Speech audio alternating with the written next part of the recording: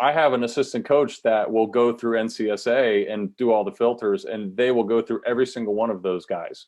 And if there's someone that checks the boxes that we're looking for, boom, they're going to get followed and they're going to get a message immediately. Then we have the groups of guys that are emailing us kind of cold calls.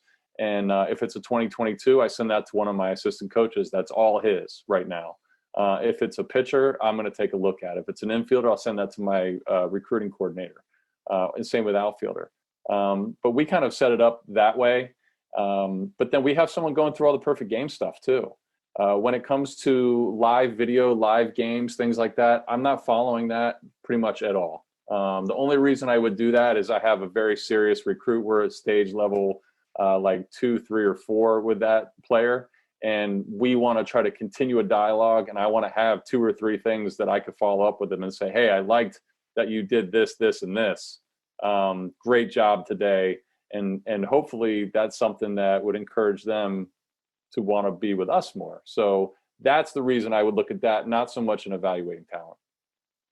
In a lot of ways, what Coach Ryder just said, a lot of the same aspects that way.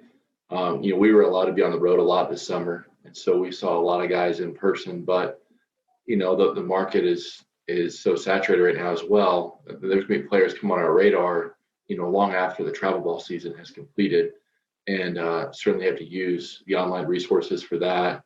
The online aspects that have been around for a little while that have built credibility and trust. That's where you're going to invest a lot of your time, when you use those sources. And so Coach Allen can probably speak more to, viewing games online and so forth with, some of the summer aspects that way. But for us, very much like what's already been stated. I think as a D2, we kind of had both sides of the spectrum. We were in a recruiting ban, the dead period until September 1st. So we kind of had that D1 thing going on where we missed the whole entire summer. And then, of course, we got cleared to recruit starting September 1st. And still to this day, we're still good to go. So we kind of had best of both worlds there. So I know, summer, as everyone knows, for college recruiters is crazy.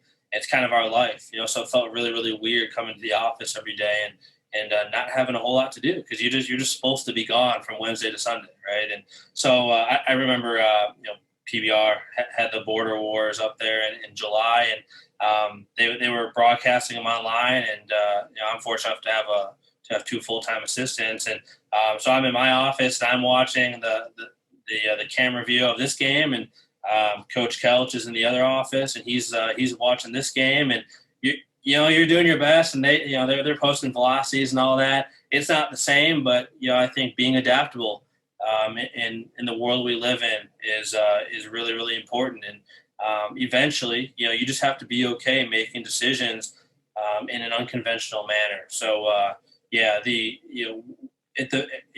with COVID, at the very least. At least we have access to social media, and there's been major league organizations signing countless players based off of a video they saw on Twitter, which is crazy.